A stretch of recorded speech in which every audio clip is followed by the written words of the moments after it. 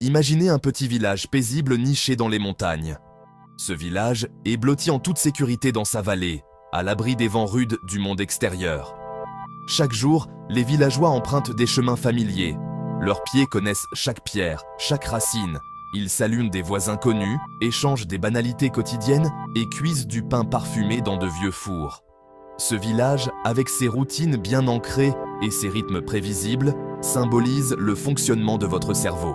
C'est un endroit sûr, fiable et efficace, construit au fil d'années de répétitions et d'expériences. Des chemins profondément tracés, des habitudes solides, et tout fonctionne de manière fluide, fiable, presque automatique. La quiétude de ce village est sa force, mais aussi sa plus grande faiblesse. Que se passe-t-il lorsqu'une nouveauté apparaît? Imaginez un étranger, saisissant et inédit, vêtu d'un manteau rouge vif, qui frappe soudainement à la porte principale. Cet étranger est le changement. Il représente chaque nouvelle idée, chaque habitude qui s'écarte de la norme, ou chaque défi inattendu que vous essayez d'introduire dans votre vie. L'arrivée de l'étranger provoque une onde d'agitation dans la communauté. C'est un facteur inconnu, une perturbation de l'ordre établi. Les villageois, c'est-à-dire vos circuits neuronaux, jettent des regards méfiants derrière leurs rideaux, se méfiant de cette nouvelle présence qui menace leur monde prévisible. Cette vigilance instantanée n'est pas un signe de faiblesse. C'est un mécanisme de survie fondamental. Votre cerveau, tout comme ce village, est conçu pour prioriser la sécurité et économiser une énergie précieuse. La familiarité signifie la prévisibilité, et la prévisibilité signifie la survie. Tout ce qui s'écarte du modèle établi est étiqueté comme une menace potentielle, nécessitant une évaluation prudente et une énergie supplémentaire pour être traité. L'étranger au manteau rouge n'est pas seulement un visiteur, c'est un point d'interrogation majeur. Il représente l'effort, l'incertitude et le risque potentiel. C'est le fondement de notre résistance naturelle au changement, une réponse viscérale et instinctive, profondément enracinée dans notre structure neuronale. Dans ce voyage de découverte, nous allons plonger au cœur de ce village mental. Nous rencontrerons les gardiens, emprunterons les chemins familiers et écouterons la sagesse des anciens. En comprenant pourquoi votre cerveau résiste instinctivement à l'inconnu, vous pouvez apprendre à ouvrir la porte en douceur. Vous découvrirez que le changement n'a pas besoin d'être une lutte. Au lieu de cela, cela peut être un processus de négociation douce, une façon d'introduire de nouvelles idées afin que le village en vous les accepte et finalement les adopte, rendant la communauté plus riche et plus résiliente que jamais. Téléchargez votre guide « Changement sans effort », un guide neuroscientifique pour modifier les habitudes sans s'épuiser. Vous pouvez trouver le lien dans la description. Posez Bedoué. Ce guide va vous montrer comment changer les choses dans votre vie, doucement et avec des méthodes scientifiquement prouvées. Vous comprendrez pourquoi votre cerveau n'aime pas le changement et comment vous pouvez travailler avec lui, plutôt que contre lui. Avec un plan simple, vous apprendrez à faire de petits changements, presque imperceptibles, pour vous sentir bien sans stress. Pas à pas, et avec douceur, vous guiderez votre cerveau vers une vie meilleure et plus joyeuse. Posez. Aux portes de la ville de votre cerveau, il y a des gardiens vigilants. Ce sont les amygdales, nichées au plus profond de votre tête. Leur rôle, scanner l'environnement à la recherche de menaces, qu'elles soient du réel ou imaginaires. Dès qu'un changement apparaît, elles tirent la sonnette d'alarme, provoquant stress et anxiété, même si la menace n'est qu'un nouveau projet ou un plat d'escargot que vous n'avez jamais essayé. Imaginez la méfiance typiquement française envers la nouveauté, du genre « si je ne connais pas, je ne fais pas confiance ». Pour avancer, nous devons d'abord rassurer ces gardiens et leur montrer que l'inconnu n'est pas toujours l'ennemi. C'est un peu comme convaincre un enfant que le Père Noël avec un sac de cadeaux n'est pas le grand méchant loup du petit chaperon rouge. Posez. L'amygdale, dans notre cerveau, active une peur primale de l'inconnu, née de notre besoin de savoir ce qui va se passer. Le changement perturbe cette stabilité et introduit de la nouveauté, activant les parties de notre cerveau responsables de la peur. Posez. Même de petits changements peuvent nous rendre anxieux, comme l'a révélé une étude de 2023 de l'Université de Cambridge. Pour surmonter cette peur, nous devons apprivoiser l'inconnu en faisant de petits pas, mais des pas sûrs. Posez. Bien que notre cerveau ne représente que 2% de notre poids corporel, il consomme 20% de notre énergie. Il cherche automatiquement à économiser de l'énergie et rester dans les vieilles habitudes, c'est comme emprunter un chemin déjà tracé. Posez. Le changement, c'est comme ouvrir un nouveau chemin à travers une forêt dense. Cela demande beaucoup d'efforts et une quantité énorme d'énergie. Alors, quelle est la solution? Rendre la nouvelle habitude aussi simple et aussi agréable que possible afin de duper le cerveau à économiser de l'énergie. Posez. La façon dont votre esprit est organisé est déterminée par ses chemins. Ce sont les connexions entre les cellules de votre cerveau. Chaque pensée, chaque chose que vous faites renforce ces connexions. Si vous les répétez, ces chemins s'améliorent, comme des autoroutes dans votre cerveau. Apprendre une nouvelle habitude, c'est comme créer un nouveau chemin dans une forêt dense. Posez. Plus vous pratiquez, plus le chemin s'élargit et l'habitude devient quelque chose que vous faites sans y penser. Rompre une vieille habitude, c'est comme dérouter le trafic d'une autoroute vers un nouveau chemin, difficile à voir. Posez. La façon dont notre esprit est organisé, façonné par ce que nous faisons fréquemment, est un véritable défi lorsque nous voulons changer quelque chose. Posez 5. Votre cerveau n'est pas paresseux, il a juste un budget énergétique très serré. Bien qu'il ne représente que 2% de votre poids corporel, votre cerveau consomme environ 20% de votre énergie. Pas mal, non? Imaginez une équipe de football. L'attaquant court peut-être le plus, mais le gardien de but, c'est-à-dire votre cerveau, est en alerte maximale tout au long du match, consommant discrètement le plus d'énergie. Pour économiser de l'énergie, votre cerveau s'appuie sur les habitudes. C'est la stratégie clé pour maintenir les niveaux d'énergie. C'est comme se préparer pour un marathon. Vous vous entraînez à l'avance pour pouvoir parcourir la distance efficacement sans vous essouffler à mi-chemin. Chaque nouvelle décision ou tâche inconnue puise considérablement dans les ressources énergétiques limitées du cerveau, en particulier du cortex préfrontal. C'est comme devoir tracer un nouveau chemin chaque fois que vous allez faire les courses, au lieu de prendre le chemin familier vers l'épicerie du coin. Mais les habitudes transfèrent le contrôle vers des parties plus anciennes et plus efficaces du cerveau, comme les ganglions de la base, ce qui permet d'économiser de l'énergie. Imaginez que c'est comme faire du kayak en aval d'une rivière. Le courant vous porte sans que vous ayez à y penser. C'est pourquoi les nouvelles habitudes peuvent sembler si difficiles. Votre cerveau les considère comme un investissement coûteux. C'est comme apprendre un nouveau sport. Au début, chaque mouvement est maladroit et demande beaucoup d'efforts, comme la première fois que vous avez appris à skier. L'inconfort que vous ressentez lorsque vous essayez quelque chose de nouveau, c'est votre cerveau qui vous avertit du coût énergétique élevé. C'est comme un avertissement de tempête. Le but est de vous protéger. Résister au changement n'est pas une faiblesse. Cela signifie que votre cerveau fonctionne efficacement. C'est comme l'économie française. Pourquoi dépenser plus que nécessaire? C'est pourquoi la force brute ne fonctionnera pas pour un changement durable. C'est aussi efficace que d'essayer d'attraper le vent avec une passoire.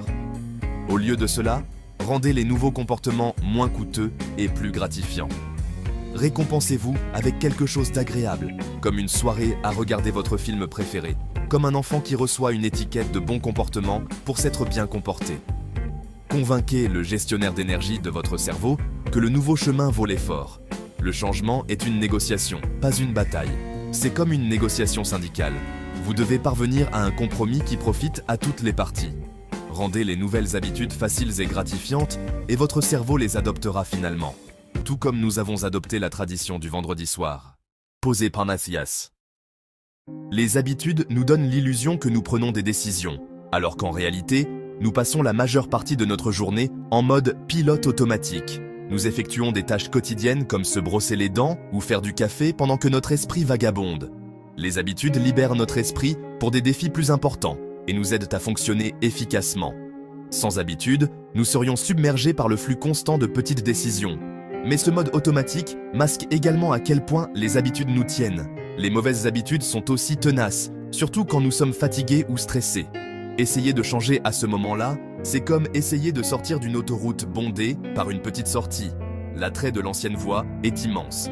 Votre cerveau y retournera automatiquement sans que vous ne le réalisiez. Les habitudes ne sont pas seulement des tendances, ce sont de véritables structures dans le cerveau. Pour les surmonter, il faut plus que de la simple volonté. Il faut un plan. D'abord, vous devez prendre conscience de l'habitude. Ensuite, vous devez construire et renforcer de nouvelles voies, petit à petit, jusqu'à ce qu'elles soient aussi solides que les anciennes. Le changement, c'est construire consciemment quelque chose de nouveau, pas seulement une décision. Posez, pas 5. Au plus profond de votre cerveau se trouve un conseil des anciens. Ce sont vos biais cognitifs, qui prennent des décisions dans l'ombre.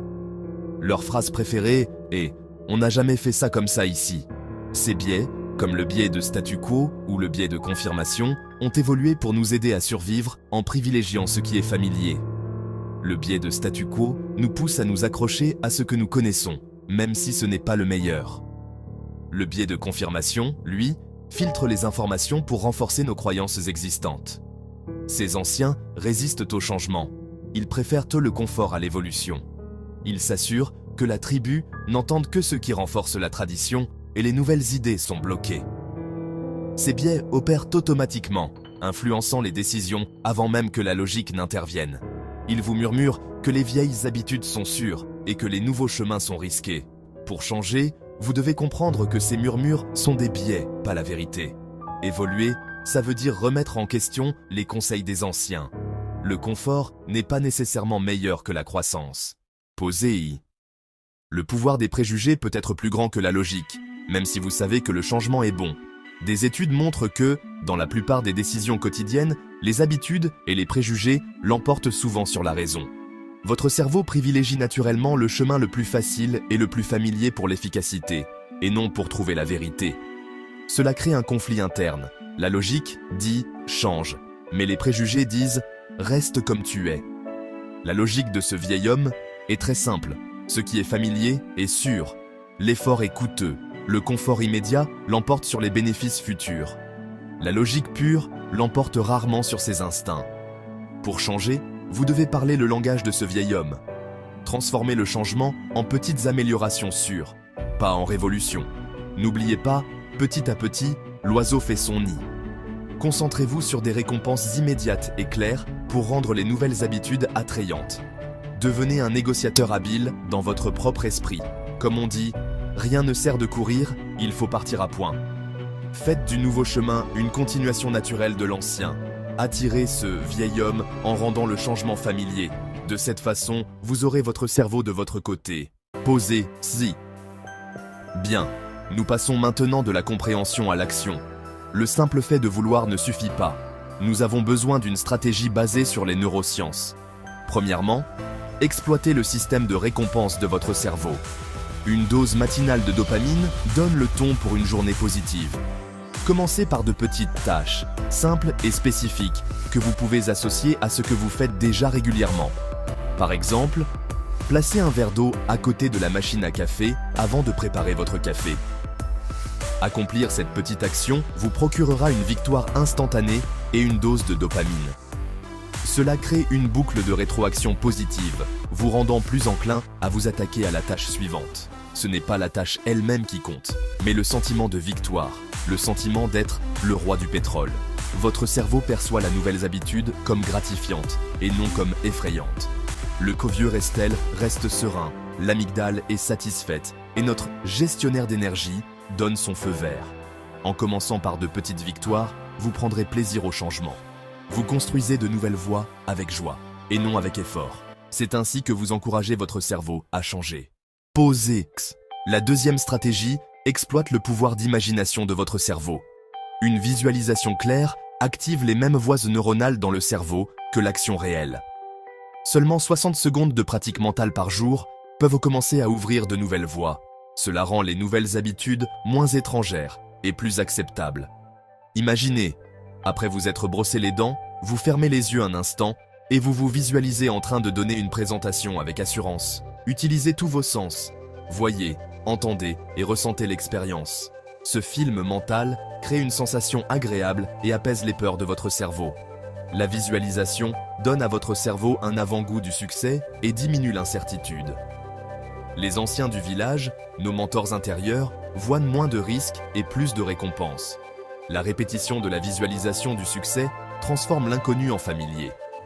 Les anciens, tels de bons hôtes, commencent à faire confiance au nouveau chemin.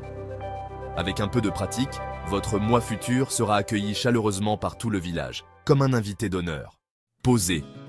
La troisième stratégie passe de vos pensées personnelles à un environnement social.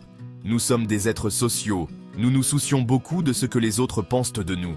Lorsque vous confiez à une personne de confiance votre désir de changement, vous créez un puissant engagement social. La science montre que même un petit engagement public augmente les chances de succès de 35%. Par exemple, vous pourriez envoyer un message WhatsApp à un ami chaque matin disant « Cette semaine, je ne mettrai pas de sucre dans mon café ». Cette simple action transforme votre objectif en un effort d'équipe, augmentant vos chances de succès. Posez. Utilisez l'écriture pour recabler votre esprit. Chaque soir, écrivez dans un journal des phrases telles que « Je suis une personne flexible ». Cette action simple active plusieurs régions du cerveau, aidant de nouvelles idées à prendre racine. Avant de vous endormir, prononcez à voix haute une phrase exprimant de la gratitude. Posez et. Ce rituel vous aide à consolider les progrès réalisés et à terminer la journée sur une note positive. Voici votre plan de 7 jours, un guide clair pour vous aider à construire de nouvelles habitudes. Chaque jour, une petite action, une micro-victoire matinale, la visualisation, envoyer un message à un ami, écrire des affirmations, un rituel de gratitude. Ce cycle hebdomadaire transformera progressivement votre cerveau, un peu comme les vents de l'Atlantique qui embrassent nos côtes et façonnent le paysage de l'Algarve. Posez. Le changement n'est pas comme prendre d'assaut un château ou lutter contre vos propres pensées. Au lieu de cela, imaginez-le comme une danse. Guidez votre cerveau en douceur, avec patience et confiance. Posez. Pas à pas, vous apprendrez de nouvelles habitudes jusqu'à ce qu'elles deviennent une seconde nature. Le pouvoir du changement réside dans la douceur. Invitez votre cerveau à une danse, un pas à la fois. Si vous avez aimé cette vidéo, n'hésitez pas à vous abonner, à commenter et à partager.